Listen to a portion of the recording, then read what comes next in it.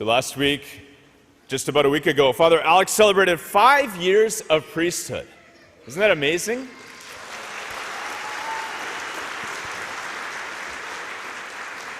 Five long years. It's kind of remarkable to think, for those of you who were here at the beginning, we had Father Alex, the baby priest,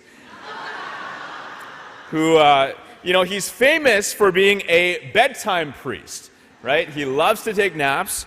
At one point last year, he broke his wrist, and so he's a broken priest. And now, after 5 years, he's become a big shot priest.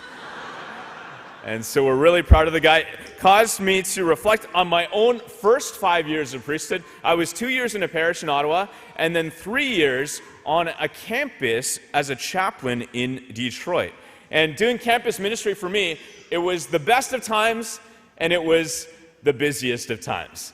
It was pretty crazy. I was basically by myself, alone on this campus of 30,000 students.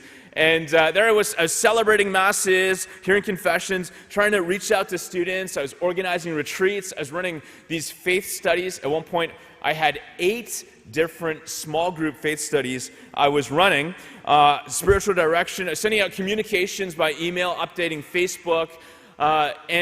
And with all of that stuff going on, there was the ministry of presence, right? So I had to play a lot of ping pong and drink a lot of coffee.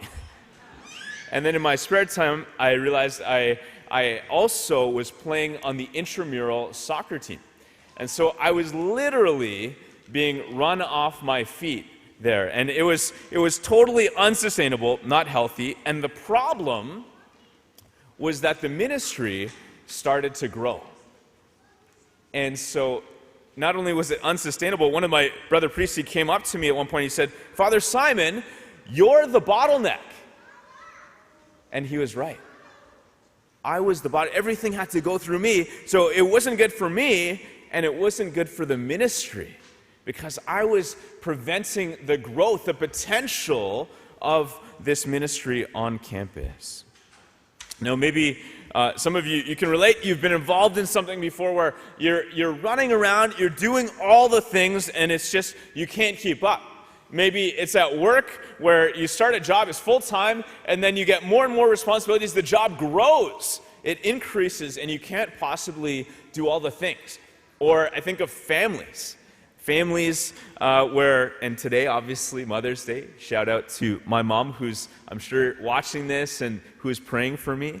I just think of all those stay-at-home parents who, you might start with one child, and then 2 children, 3 children, more, and how that growth, it's like you're running around, run off your feet. You can't possibly keep up.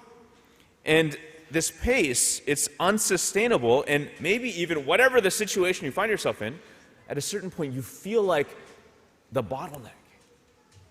Now, I think of a very practical example here from St. Benedict. The summer of 2020, we were just emerging from this pandemic, and from the very first lockdown, and the whole world had been shifted upside down, and people were slowly coming back to church, but many didn't feel ready, and rightly so. There was so much fear going on, and so here we were, this church, and we just had this small group of people who were serving in ministry, who had continued, because we had lost so many people overnight.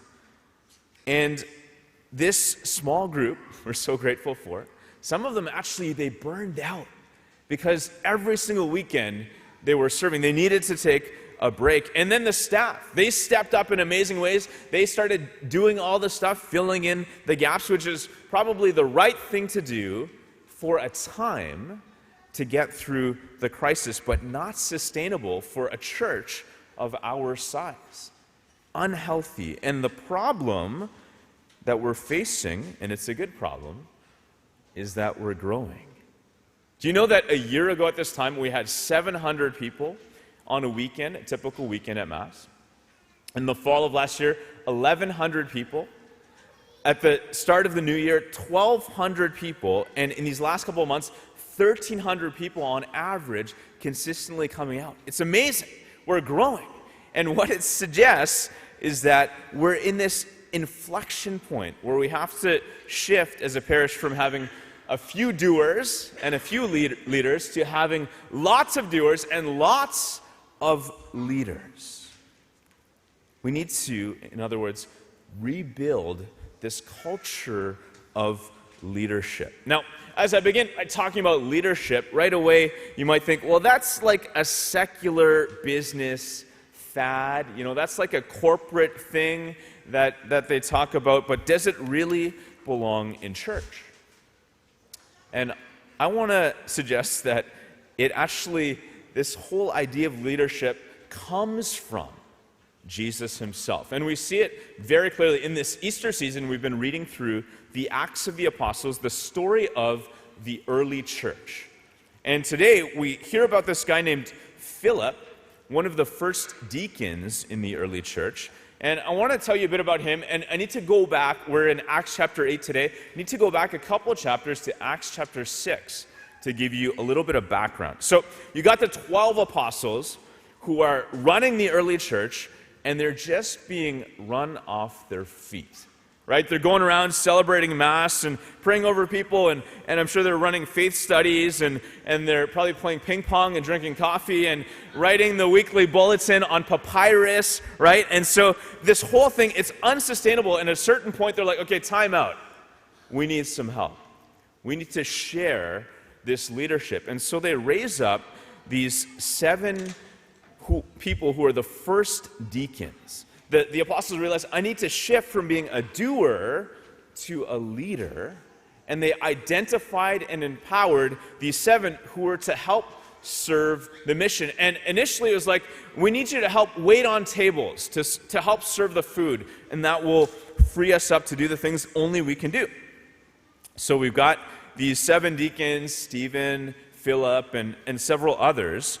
And very quickly, these guys had so much potential that they weren't just serving food, they were stepping up, and they were actually, within a few verses, Stephen, he's going out, he's starting to preach and tell people about Jesus, and powerful things are happening. And then in Acts chapter 8, we have Philip, Deacon Philip, who leaves Jerusalem. He's the first guy to leave the city, and he goes north to Samaria.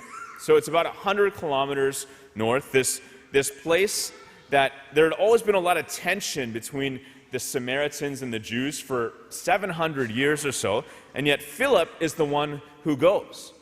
And it says he started preaching, the crowds, they were listening to what he said, and they saw these signs. So Philip, he starts setting people free from evil spirits. He starts praying over people, and the paralyzed, the crippled, they are healed.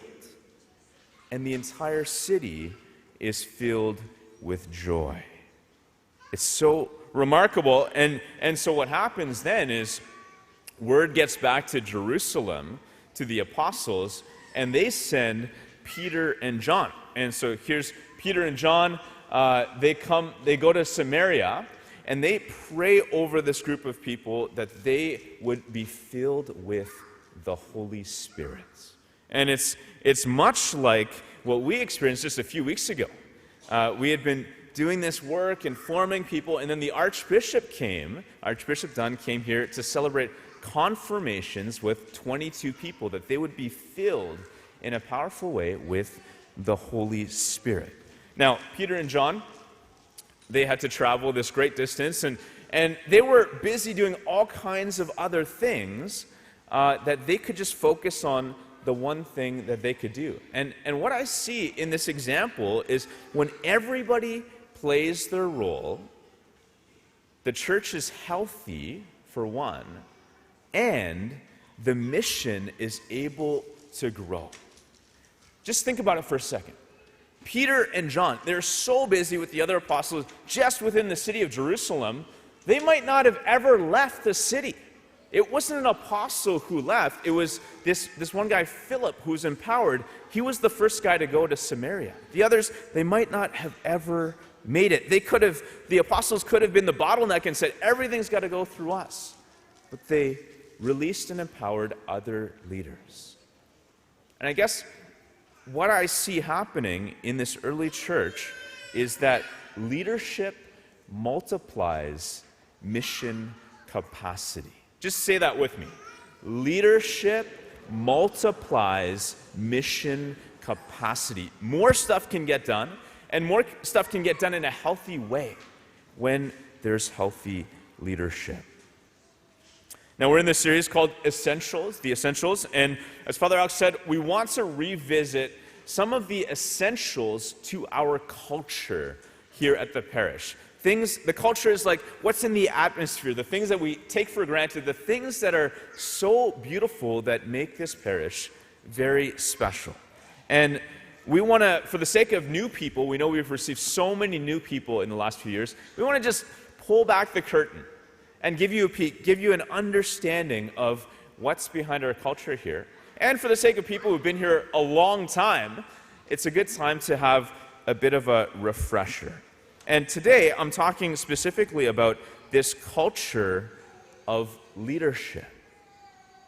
Now, here at the parish, this takes various forms. I lead from a team. We have this thing called the parish leadership team. There's a few lay staff, Father Alex, Sebastian, who help me in leadership. We have a pastoral council, finance council, these bodies that help give their wisdom and support in my leadership. The staff are not just people who do all the stuff, but they're leaders of leaders. They're raising up other people. We have these leadership summits 3 times a year. We invest in our key leaders and gather to inspire them and to equip them. And so, by the way, I was like, what are we talking about when we say leadership? I came up with my own little definition. So this is just mine, but see if it's helpful. So here's my definition of leadership. It's a relational process. So we're talking about people. It's personal, where we identify, equip, and empower others so that they can take ownership for the mission. And by the way, our mission here at St. Benedict's is to make disciples, to help people discover Jesus and become followers of him. It's this relational process. We see people, we help train them, we empower them so that they can take ownership for the mission. And why is it so important? It's because I've already been that guy. I've been that one guy on campus running around trying to do everything, and I discovered the hard way it's not sustainable, and actually I can become the bottleneck. And what I believe is happening here at the parish is that God is growing this place. And we've already seen the early signs, what I call the sparks of new life. And just the attendance numbers are one example of that. But I really believe that God wants St. Benedict to be an explosively alive parish. And we've got a part to play in this to get ready by establishing this culture of leadership. Now, I just want to be real with you for a second, because all this leadership stuff, I struggle with it. I've been the pastor here almost 6 years, and the idea of leadership, it's difficult for me. I feel, I've reflected on it a lot. I've tried to run from it, and what I've come to learn is this: leadership is not just about learning a skill or understanding a concept or even being thrown into a challenging situation. Those are all elements. But leadership begins with identity. We've got to reflect on who we are. And I've struggled with my own identity, imposter syndrome, false humility, feeling inadequate, all that kind of stuff. And at different points over the years, I've grown. But just last weekend, you might remember, Father Alan, was here visiting, and he preached about Jesus, and he mentioned the 7 I am statements. And he put the challenge out to us: what are your I am statements? And so I was praying about that this week, and a few words came to mind. I am loved, I am a sinner, I am saved, I am a leader. And it was amazing. I just felt this freedom in being able to admit that. And it's not about me. It's not about just being in charge or having the position, but to be a servant leader. I am a leader. And I just want to offer this to you, maybe some homework, to take that statement this week, take it to prayer. Is this something that you can say about yourself? To own, to claim, to see yourself as a leader. And I think that's where it begins. Now, I want to tell you about one place where we're looking to develop leaders. And 2 weeks ago, Father Alex shared some news. Ironically, I happened to be away at a leadership conference. But Father Alex mentioned that at the end of June, he will be moving to Detroit. And he's beginning a new assignment. He's going to be the new vocations director for the Companions of the Cross, which means he's going to be identifying this next generation of seminarians to be formed to become priests. And he's going to be doing graduate studies in the new evangelization. And so I began talking about Father Alex is baby priest, bedtime priest, big shot priest, but truly he's a brother priest, and I love this guy so much. He's blessed me. He is a priest leader in his own right, and he has helped me to become a better leader. And I'm going to miss you tremendously, Father Alex. And there you go.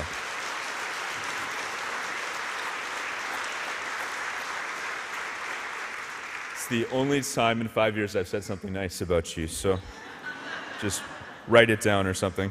I know there's been all kinds of different reactions to this news: shock, sadness. There's probably many of you who are hoping that I would leave and Father Alex would stay. Last night I said that and people applauded, so I don't know how to interpret that. And then parents are saying, our kids, they're going to be devastated. We love Father. He's the fun guy, right? I get that. Upon hearing the news, there was one young mom who said, I told my daughter, she started to cry and blurted out, who's going to talk about McDonald's? And so there's all kinds of reactions. And if you want to blame anybody, you can blame me. I was actually I sit on the executive council of my community, and as part of the discernment process, we've been praying for some time. And I want to tell you this, there's a bigger play here. Because we know, and I think we all feel it, that there's a leadership crisis at every level in the church. From the highest level down to the bottom, there's leadership issues everywhere, and so we desperately need to rebuild a culture of leadership, that you, lay people, would step up into your rightful place and be leaders here in the church, but also we need to raise up priests who can lead. Not just priests who have the title or the position, but priests who have the skills and the heart to be servant leaders in the 21st century. And Father Alex, he mentioned that in his departure, he's being replaced not by one, but by two priests. It takes two priests to replace him, right? But seriously, why we're receiving soon to be ordained Father Dan and soon to be Father Isaac?